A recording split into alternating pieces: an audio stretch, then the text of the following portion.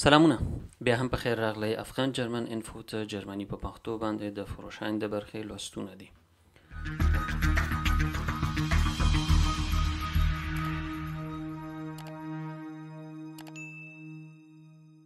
اولسم بوګن یا اولسم څپرکی ده. لومړی پوښتنه د 3 نمرو پوښتنه ده. Was sind vermeidbare Behinderungen in fließenden Verkehr؟ کومې هغه کړنې دي چې تاسو یې کولی سئ مخکې تر مخکې نه مخه ونیسئ چې هغه په روان ترافیکي حالت کې مخ کېدای سي. لکه کومې ستونزې تاسو ته پیښېدلی سي خو تاسو مخکې ته مخکې نه که پې باندې پوه سئ د دې نه مخنیوی کولی سئ. Abwürgen des Motors, liegen bleiben wegen Kraftstoffmangels, langsam fahren ohne triftigen Grund. یو دا چې موټر ته ډیر کم ریز ورکول او موټر خیزه کې وارول، چې کله تاسو موټر ته لږ ذره کې ریز ورکوئ بیرته یې خوشې کوئ او موټر لرزه کوي، دې نه تاسو کولی سئ چې لوګیري وکئ، یعنې مخنیوی وکوئ. بل موټر مو د دې له امله نه چې تیل پکې لږ دي سړک په سر باندې ودرېږي، یعنې کله هم چې تاسو خپل موټر چلانوئ تیل به یې ګورئ. که اوټوبان ته ځئ خو بلکل په لږو تیلو باندې مه کته کېږئ اوټوبان ته. langsames fahren ohne triftigen Grund، رو ګرځېدل پرته له دې نه چې کومه ستونزه مو موټر ولري. چېرته چې 30 وي 30 به ځئ، چې 50 وي 50 به ځئ، ځکه دا هغه لارښوونې دي چې تاسو ته سوي دي او دا مخنیوی کوي د دې نه چې د ترافیکي ګڼه رامنځته سي. دلته دا 3 واړه سم دي. Anzeigen warnen während der Fahrt vor aufkommender Müdigkeit. کومې هغه کړنې د موټر چلونې په وخت کې تاسو ته د دې اخطار یا خبر درکوي چې تاسو ډیر ستړي یاستئ. Schwere Augenlider, verkürzte Reaktionszeit, häufiges Gähnen. چې ستاسو سترګې ډیره په مشکل سره خلاصیږي او یا هم د ستاسو د عکس العمل یا غبرګون ښودلو لاره لنډیږي، häufiges Gähnen یا مو خوله وازه کیږي. دلته دا دواړه سم دي. Reaktionsweg verkürzt، که چیرې تاسو زر عکس العمل وښئ یا زر غبرګون وښئ د هر څه په مقابل کې، معنا ده چې تاسو بیداره یاستئ. دلته دا دواړه سم دي. Mit welchem Verhalten von Kindern müssen Sie an Zebrastreifen rechnen؟ زیبراشترایفن د پلیت لونکو کسانو لپاره هغه پټه لاره چې وي، دې ته زیبراشترایفن وایي. کله چې وایي دغه ماشومان په دغه زیبراشترایفن یا هم د پلیت لونکو کسانو په پټه باندې غواړي تیر سي، کومو کړنو ته مو د ماشومانو پام وي او تاسو باید ورته وختي فکر کړی وي. Sie kehren ohne erkennbaren Grund auf dem Zebrastreifen und laufen zurück. پرته د دې نه چې کومه ستونزه ولري یا هم کار ولري او د سړک ته یا په همدې پټه باندې راځي او کېدای سي بیرته لاړ سي. هو Sie laufen auf den Zebrastreifen ohne auf den Verkehr zu achten. پرته له دې نه چې پام وي یا فکر وکوي چې په سړک موټر دی راځي په دې پټه باندې تیریږي. Sie schätzen Geschwindigkeit und Entfernung heranhängender Fahrzeuge immer richtig ein und warten am Fahrbahn. معنا دا چې ماشومان همیشه داسې فکر کولی سي چې موټر لرې ده او په څومره وخت کې را رسېدلی سي دلته. نه، دا موږ څه پوهېږو چې ماشوم په دې باندې پوهېږي که نه پوهېږي، خو دا دواړه حتمي دي. Diese Frage wurde richtig beantwortet. 4مه پوښتنه د 4 نمرو پوښتنه ده. یو انځوریزه پوښتنه، انځور کې ګورو چې بس د بس په تم ځای کې ولاړ ده، دا څراغونه هم لګېدلي دي. ګورو پوښتنه ده. Was müssen Sie in dieser Situation beachten؟ دلته مو څه شي ته پام وي کله چې دغه څراغونه هم چالان وي. Sie dürfen in keinem Fall vorbeifahren. تاسو ته هیڅ اجازه نشته ده چې تاسو داسې لاړ سئ. نه، nur vorbeifahren wenn eine Gefahrdung von Fahrgästen ausgeschlossen ist. په هغه وخت کې تاسو تللی سئ لاړ سئ چې کله دغه مسافرو ته یا هغه کسان چې د بوس نه راکته سوي وي هغوی ته کوم خطر پیښ نسي. هو nur mit Schrittgeschwindigkeit vorbeifahren، یوازې رو لاړ سئ. دلته nur vorbeifahren wenn eine Gefahrdung von Fahrgästen ausgeschlossen ist. دغه مسافرو ته خطر نه وي او بل رو باید لاړ شئ. هو diese Frage wurde richtig beantwortet. پنځمه پوښتنه د څلورو نمرو پوښتنه ده. Sie biegen von einer helle erleuchteten in eine dunkle Straße ein. Was müssen Sie dabei berücksichtigen? کله چې تاسو د یوې ښې رڼادارې یا روښانه سړک نه داسې یو سړک ته تاویږئ چې هلته تیاره وي، نو پوهیږئ چې تاسو کله د رڼا نه تیاره ته ځئ، هلته ستاسو سترګې سم کار نه کوي دفتن. نو لږ ځرکۍ وخت نیسي تر څو پورې چې تاسو هر څه ووینئ. مثال دا لکه تاسو بهر نه یا بیرون نه راننوځئ کوټې ته، کوټې کې تاسو ته هماغه دفتن هیڅ شی سم نه ښکاري ځکه په کوټه کې تیاره وي او ستاسو سترګې همیشه په رڼا کې وي. دلته راځي die Augen gewöhnen sich nur langsam an die Dunkelheit. زمونږ سترګې ډېرې رو عادت کیږي بیرته دغه تیاره کې چې مونږ هر څه ووینو. هو schon beim Abbiegen haben sich ihre Augen vollständig an die Dunkelheit gewohnt. کله چې تاسو د تیاره کې ننوځئ دفتن ستاسو سترګې لید کولی سي سم نه. Hindernisse sind schlechter zu erkennen als früher. هغه موانع یا هغه شیان چې ستاسو یا د موټر چلونې د خطر پیښولی سي هغه شیان تاسو ډېر پسته یینئ ځکه په تیاره کې دي، مخکې خو رڼا وه اوس تیاره ده، نو وخت نیسي تر څو پورې تاسو هر څه هلته ووینئ. هو diese Frage wurde richtig beantwortet. شپږمه پوښتنه د 5 نمرو پوښتنه ده. یو ویډیو پوښتنه. راځو ویډیو ته. په ویډیو کې به ګورو 40 کیلومتره په ساعت کې د موټر ځغاسته ده. دلته د بوس را روان ده چې ډېره مهمه ده. پوښتنې ته به لاړ شو. دلته وګورو چې دې ځای نه هم یو ښځه یا یو څوک راوځي. ټولو ته هم باید پام وي. پوښتنې ته راځو. Was müssen Sie in dieser Situation beachten? دلته مو باید ته پام وي. Ich darf am Bus nur mit Schrittgeschwindigkeit vorbeifahren. ما ته اجازه سته ده زه ډېر په احتیاط سره او ورو د بس د څنګ نه تېر سمه. هو ich schaue auf Personen die auf die Fahrbahn treten könnten. könnten معنا ده کیدای سي چې د سړک دواړو خواو ته هغه کسان چې بس ته راخیږي یا بس نه کته کیږي یو دفعه سړک غاړې ته راواوړي. ich darf am Bus nicht vorbeifahren. زه نشم کولی د بوس نه یا د بوس د څنګ نه تېر سم. نه زه کولی سم. Diese Frage wurde richtig beantwortet. وامه پوښتنه د 4 نمرو پوښتنه ده. Wann kann es hier zu einer gefährlichen Situation kommen? کله دلته ډېر یو خطرناکه وضعیت پیښېدلی سي. که مونږ انځور ته وګورو دلته د موټر نه د مخکې کېدلو اجازه نشته ده. په دې لیک نښو کې زه نسم کوی د هېڅ موټر ځکه دلته دا خط هم مونږ ته وایي چې نوره اجازه نشته ده د بل موټر نه تېر شئ. بل دلته وایي end. کومبیناسیون ده. end معنا ده چې د بایسکل لاره دلته نوره خلاصه شوه. پوښتنې ته ځو. wenn ich unvermindert weiterfahre کله چې زه پرته د دې نه چې کوم تغییرات راولم د موټر چلونې کې مخکې لاړ سم، معنا ده چې زما سرعت یا ځغاسته د موټر چې څومره ده که زه په همغه لاړ سم او دا بایسکل چلونکی هم دې خوا ته راواوړي دا خو چاره نه لري، حتما یا به دې خوا راوړي یا به مخامخ ځي. که چیرې دې خوا ته راواوښته زه اړ یم چې خپل سرعت راټیټ کړم. خطر پیښېدی سي دلته. wenn der Fahrer am Ende des Radwegs anhält کله چې دلته راورسېږي او ودرېږي نه په دې وخت کې هېڅ خطر نه پیښېږي. wenn der Radfahrer auf meine Fahrbahn wechselt کله چې دا بایسکل چلونکی زما لاسته یا زما په سړک باندې راوړي دلته نو خطر پیښېدی سي. diese Frage wurde richtig beantwortet. اتمه پوښتنه د 4 نمرو پوښتنه ده. warum kann die Fahrtüchtigkeit bereits durch geringen Mengen Alkohol beeinträchtigt werden?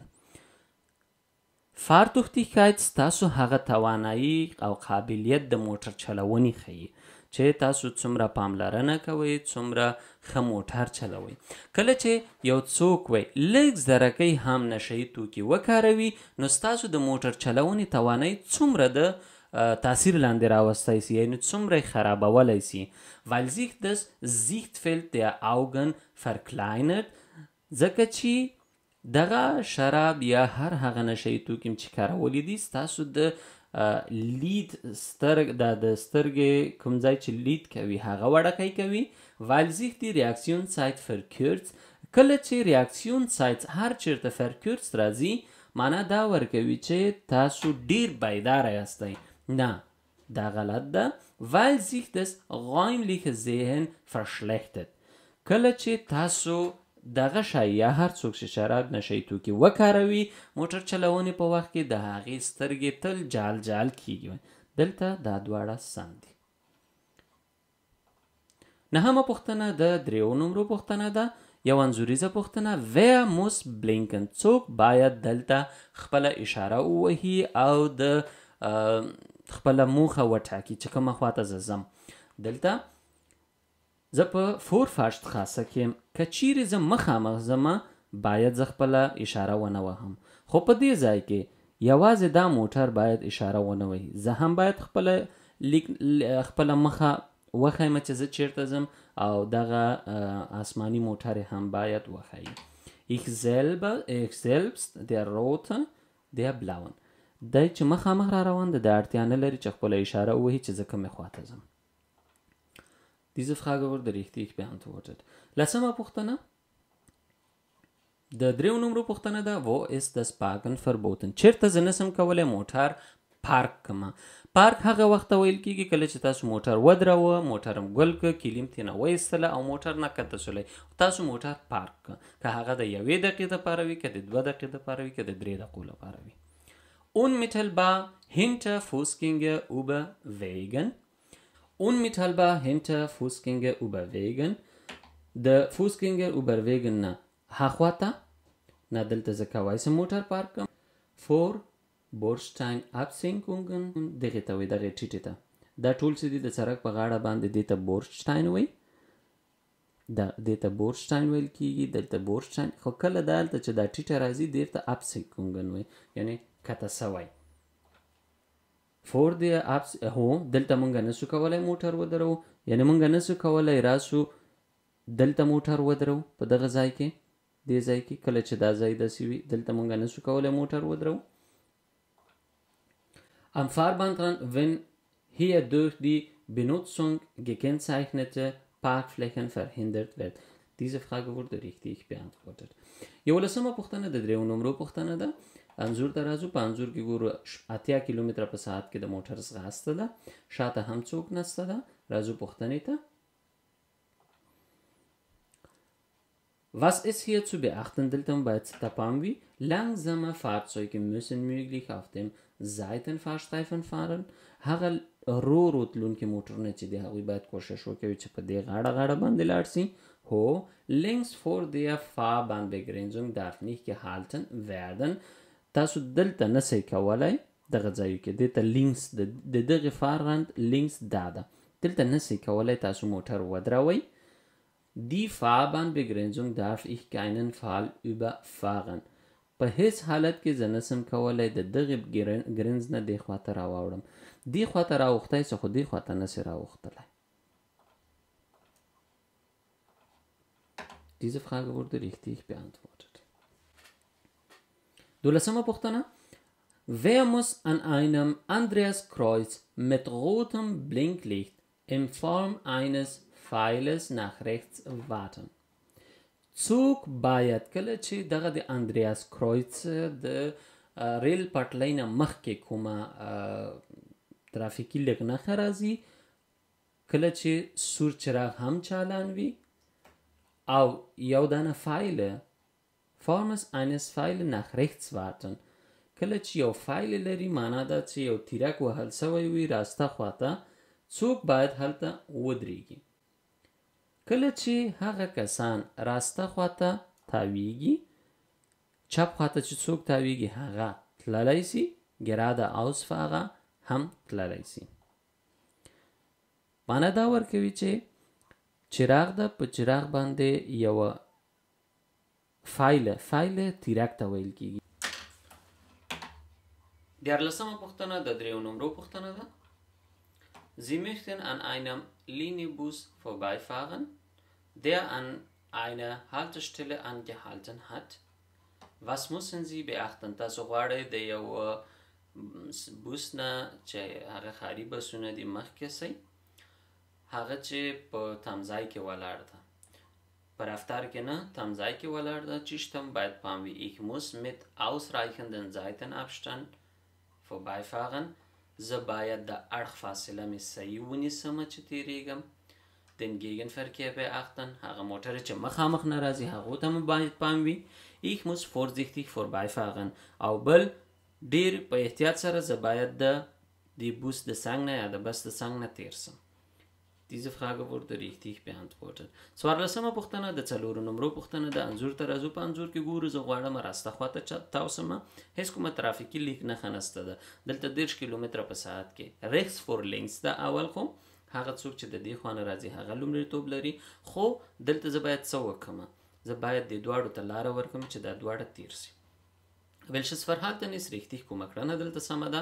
For der entgekommenden Person durchfahren weil diese wartepflichtig ist. زه باید د دغه نفر نه مخکې یا د دغه کس نه مخکې تیر سم ځکه دی باید ودرېږي دلته. weiterfahren weil mich beide Personen verlassen müssen. دلته لاړ سه ځکه دا دواړه کسان باید ماته ودرېږي. نه دا دواړه دلته سم نه دي. warten ودرېږه weil beide Personen Vorrang haben ځکه چې دواړه کسان په ما باندې لومړیتوب لري. Diese Frage wurde richtig beantwortet. 15مه پوښتنه د 5 نمبرو ده. An welchen Stellen ohne Vorfahrt regelnde Verkehrszeichen gilt die Regel rechts vor links؟ کومو ځایونو کې پرته له دې نه چې کومه ترافیکي لیک نښه وي د راسته په چپ باندې لومړیتوب قانون پلی کیږي. An Einmündungen mit abgesenktem Bordsteine.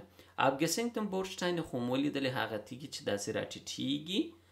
هغه په کومو ځایونو کې دي؟ کله چې تاسو د شخصي ګراج نه بیرون وځئ او یا هم خپلې وړکۍ باغچې نه بیرون وځئ نو تاسو مجبور است. هلته خو کوم سړک نسته ده نو تاسو په پیاده رو یا د پلي تلونکو کسانو د سړک په سر باندې تیریږئ او هلته دا سړک راټیټ سوی ده. نه دلته زه یا هغه کس چې د دې سړک نه راوځي اړ دی چې منتظر ودرېږي. An Straßenkreuzungen und Einmündungen په څلور لارو کې او چارایګانو کې هو.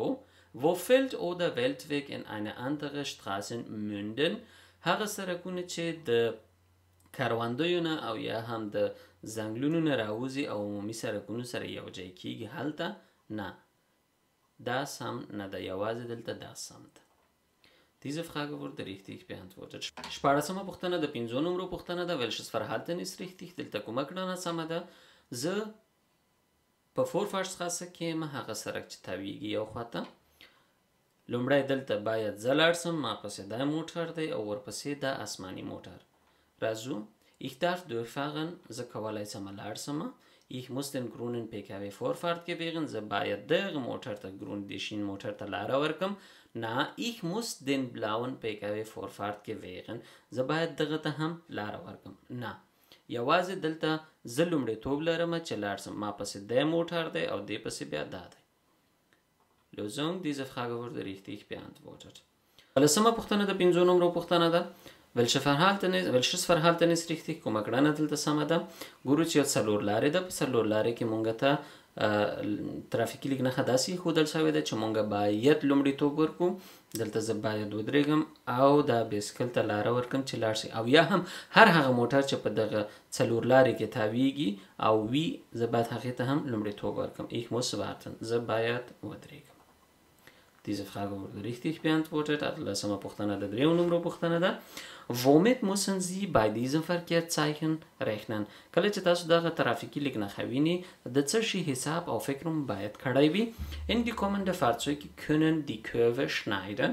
هو کله چې دغه ترافیکي لیک نښه وي تاسو له دې خوا روان یاستئ او بل موټر له هغې خوا نه روان ده. کیدای شي چې هغه موټر د خپل د لاس نه زما لاس ته راوړي ځکه ګولایي ده دلته. هو Es folgt eine scharfe rechte Kurve. یوه راسته خواته تاویدونکې ګولایي ده. هو Fahrzeuge vor mir könnten stark bremsen. ما نه مخکې کوم موټر چې دی د هغې په مخکې که کوم بل موټر وي کیدای شي هغه موټر ډېر په کلکه باندې بریک ونیسي. هو درې واړه سم دي. 19مه پوښتنه د 2 نمبرو پوښتنه ده. Welches Fahrzeug dürfen hier parken؟ کوم موټرونه کولی شي دلته پارک سي یا ودرېږي؟ د ترافیکي لیک نښه کې دا په هغه ځایونو باندې دي چې نیمه پارک پلاڅ دی یا دغه ساحه د پارک دپاره ده، خو داسې ده د پلی تلونکو کسانو دپاره ده. خو دا بیا تقسیمیږي، داسې جوړیږي چې ویشل کیږي د موټرونو او د پلی تلونکو کسانو ترمنځ چې د موټر نیمه تنه یا بدنه د پلی تلونکو کسانو په لار باندې راځي او نیمه یې په پارک باندې. Motorräder, Motorcyclone, Fahrzeuge bis 2,8 Tonnen zulässige gesamte Masse 2,8 ټونه چې وزن ولري هغه موټر، هو د نورماله موټرونه ټول دغونه وزن لري، دا بل سم نه ده. Diese Frage wurde richtig beantwortet. شلمه پوښتنه د 4 نمبر پوښتنه ده. Ihre Kraftfahrzeug verliert etwa Öl. ستاسو موټر نه موبلاین زی. Wie viel Trinkwasser kann bereits durch einen Tropfen Öl ungenießbar werden? کله چې ستاسو د موټر نه یوه قطره یوه قطره تیل توی کله چې ستاسو موټر نه یوه قطره موبلاین توییږي نو څومره اوبه دا خرابوي، د سکلو نه باسي او نور هغه د سکلو دپاره نه وي. bis zu 50 لیټر کله چې یو قطره موبلاین په ځمکه توی سي او هغه همداسې د ځمکې تل ته روانې وي، څومره اوبه خرابوي؟ 50 لیټره نه، 600 لیټره نه، 1 لیټر نه، 600 لیټره اوبه خرابوي. Diese Frage wurde richtig beantwortet. Weil 600 لیټرو کې مې نه وویل، نه 600 لیټره سم ده، 600 لیټره اوبه خرابوي. د B کلاسه Zusatzstoff سوالونه دي. لومړی پوښتنه د 4 نمبرو ده. Warum dürfen Sie hier nicht überholen? دلته ولې تاسو باید د دغه بایسکلونو نه مخکې نه سئ؟ ګورئ انځور ته راځو. په انځور کې ګورو چې دلته مونږه ګر که مونږ ته قانون وایي تاسو مخکې کېدلی سي، خو زه د سړک اخوا ته هېڅ څه نه وینم چې څوک راځي څوک راوځي او یا هم د بل سړک نه څوک راوځي. پوښتنې ته راځو. Weil die übersehbare Strecke nicht ausreichend ist, ځکه چې دغه سړک ماته سم نه ښکاري. هو. Weil ich die Mittellinie nicht überfahren darf, زه نسم کولی د دغه کرښو نه واوړم، ناته کوای سي. Weil ich bei Gegenverkehr keinen ausreichenden Seitenabstand hätte, ځکه چې زه که چیرې د مخامخ نه موټر راسي زه بیا د اړخ فاصله نه لرم چې زه ځان ترې نه خلاص کړم. هو دلته دا دواړه سم دي. دویمه پوښتنه د 4 نمرو پوښتنه ده. Ein PKW schert nach dem Überholen ohne ausreichenden Abstand vor Ihnen ein. Wie verhalten Sie sich? کله چې تاسو نه یو موټر مخکې کیږي خو هغه موټر پرته له دې نه چې ډیره فاصله ولري، دغه فاصله یا دا تشه ډیره وي، همداسې لنډ راتاویږي ستاسو مخې ته. څه کوئ دلته؟ Ich bremse um den Sicherheitsabstand wieder herzustellen. زه بریک نیسم تر څو پورې چې بیرته دغه واټن زه جوړ کړم، دا د مسؤلیت واټن چې کوم ده. Ich bleibe gelassener um Konflikt zu vermeiden. زه کوشش کوم چې ډیر آرام پاتې سم د دې لپاره چې کوم جنګ منګ یا کوم قهر دلته رامنځته نه سي. Ich betätige die Lichthupe um auf die Behinderung aufmerksam zu machen. زه چراغ وهم او د مخه د بل موټر چې مانه مخکې سوی دته وایم چې څه کوې؟ نه، دلته مونږ وویل چې زه ځان ارامه نیسم او کوشش کوم چې کوم شخړه یا کومه شخړه رامنځته نه سي. Diese Frage wurde richtig beantwortet. Dritte پوښتنه د 3 نمبر پوښتنه ده. Ihr PKW hat einen Defekt und ist nicht mehr fahrbereit. ستاسو موټر عوارض کړی ده او نور نه سي کولی وګرځوئ. Was ist beim Abschleppen zu beachten? Abschleppen یو موټر سه بل موټر پسې تړئ. کله چې تاسو موټر تړئ د بل موټر پسې نو کشوی چشتم باید پام وي. Während des Abschleppens ist nach Möglichkeit eine Abschleppstange zu benutzen. Abschleppstange امغه یو رقم سیخ یا منګه کیبل ورته وي یا رسۍ ورته وایو، خو دا وایي چې نه هغه یو رقم سیخ چې د دوو موټرونو ترمنځ راځي هغه مطمئنه ده، هغه باید وي. تاسو کوشش وکوئ چې هغه پیدا کړئ سره موټرونه کیبل کړئ. Bei Ausfall des Motors die zu bringenden Kraft am Bremspedal erheblich höher ist. کله چې تاسو بل موټر کش کاږئ تاسو موټر خپله هغه چې موټر کش کوي په دې باندې ډیر فشار راځي. کله چې تاسو بریک نیسئ نو بریک ډیر په سختۍ نیول کیږي. Zusätzlich die Nebelschlussleuchte zur Signalisierung des Abschleppvorrangs anzuschalten. کله چې تاسو دغه موټر د بل موټر پسې تړئ د دې د غبار څراغونه چالان کوي چې نورو ته وښیي دا موټر خراب ده. نه، هغه څلور خبرتیایي څراغونه چې چالانوي هغه کفایت کوي. Diese Frage wurde richtig beantwortet. څلورمه پوښتنه د څلورو نمرو ده. Warum müssen Sie auch am Tag mit abendlich fahren, wenn die Sicht durch Nebel, Regen oder Schneefall erheblich behindert ist. ولې تاسو باید وای په ورځ کې هم هغه ډیم چراغ مو چالان کې وګرځئ کله چې غبار وي، باران وي او یا هم واوره وریږي. Von anderen Verkehrsteilnehmer besser gesehen werden zu können.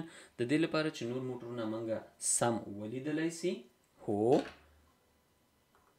Verkehrszeichen in großer Entfernung besser sehen zu können. او نور موټرونه چې دي هغه موږ صحیح ولیدلی سو. نه، mit der erhöhten Geschwindigkeit fahren zu können. او یا هم په ډیر سرعت سره موږ لاړ سو. نه، دا د دې لپاره ده چې تاسو نور موټرونه ته ښکاره سئ. Diese Frage wurde richtig beantwortet. پنځمه پوښتنه د دریو نمرو پوښتنه ده. Was ist bei der Beladung von Fahrzeugen zu beachten؟ کله چې تاسو په موټر باندې بار باروئ چېرته مو باید پام وي. Ladung, die mehr als 1 Meter über die Rückstrahle nach hinten hinausragt, muss gekennzeichnet werden. کله چې تاسو بار په موټر باندې باروئ او دا 1 متر د موټر د شانه وځي هلته باید تاسو یو څه شی کېږدئ چې نور موټرونه پوه سي چې بار د موټر د اندازې نه بیرون ده. یعنې که تاسو لیدلی وي کله چې دا لوی موټرونه بار باروي او شاته نور وځي هلته دوی یا سره لته ده او یا هم هغه شی چې وښیي دلته بار د موټر نه وتی ده هغه څه یو څه ږدي.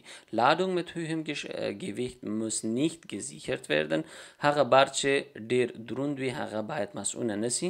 نه، Ladung darf überhalb einer Höhe von 2,5 Meter, maximal 50 Meter nach vorne hinausragen. کله چې تاسو د موټر په سر باندې 2.50 متره وزن بار جیګوئ نو 50 سانتی متره یا نیم متر اجازه سته ده چې داسې د موټر د بانټ په سر باندې یا د دخ په سر باندې دا بار تیر کړئ. هو، تاسو کولی سئ ده.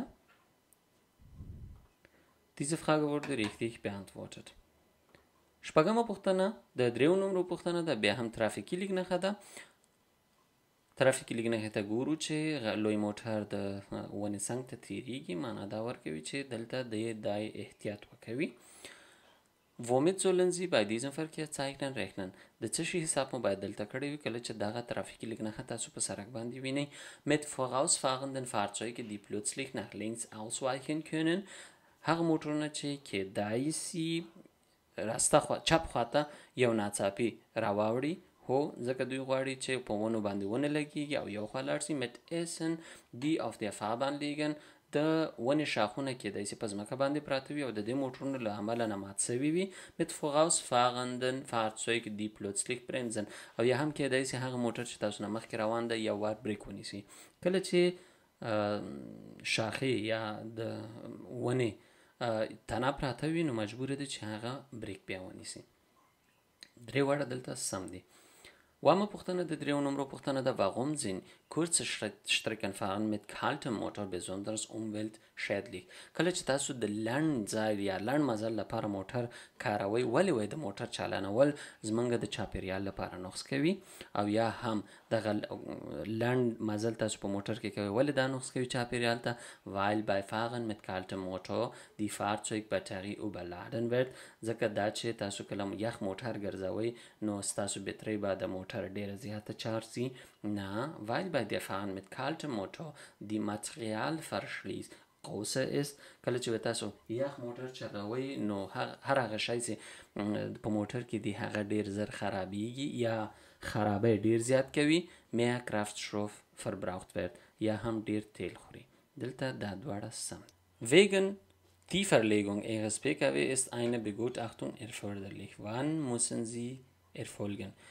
ستاسو د موټر جګوالي یا ټیټوالي له امله نه تاسو باید خپل موټر یو دفعه د مستري کتلو ته بوځئ. کله باید تاسو دغه کار وکوئ؟ Unverzüglich nach dem Umbau, nach Aufforderung durch die Zulassungsstelle, zusammen mit der nächsten Hauptuntersuchung spätestens ein Jahr nach dem Umbau. کله چې تاسو په موټر کې تغییرات راوستل، دفعتاً باید تاسو د موټر دغه جګوالی او ټیټوالی بیرته برابر کړئ او وجسته کړئ. هو nach Aufforderung durch die Zulassungsstelle، او یا هم تاسو ته کومه اجازه چې د Zulassungsstelle یا د ترافیکو د ریاست نه درکول کېږي هغه، او یا هم یو کال پس د TÜV نه. نه دلته دا لومړی سم ده. Auf einer Straße mit Schlaglöchern kommt Ihr Anhänger ins Springen. Wie müssen Sie sich verhalten? کله چې تاسو موټر پورې یو دانه ټریلر تړلی وي او د سړک د خرابۍ لکه داسې کنډو کپر له امله نه دغه ټریلر واریږي داسې، څه باید تاسو په دې وخت کې وکړئ؟ Geschwindigkeit vermindern, Schleudern zu verhindern، خپل سرعت راټیټ کړئ د دې لپاره چې د موټر ښویېدل نه جلوګیري وکړئ، او یا هم یو خواته کش کولو نه. Mit gleichem bleibender Geschwindigkeit den Schlaglöchern ausweichen، څومره چې مو سرعت دی په همدغه باندې کوشش وکوئ چې د دغې جمپونو یا کپرکونو نه واوړئ. Beschleunigen چې راغی دا دواړه غلط دي، دلته یوازې دا سم ده. Diese Frage wurde richtig beantwortet. لسمه پوښتنه: Das Auspuffgeräusch ist plötzlich lauter als normal. Was tun Sie؟ ستاسو د موټر غږ یا کله چې د سلنسر نه غږ راوځي هغه د نورمال نه یو دفعه جګ شو، څه شی باید وکوئ؟ Auspuffanlage überprüfen lassen، همدغه سلنسر تاسو یو دفعه باید چک کړئ. دا دواړه دلته سم نه دي.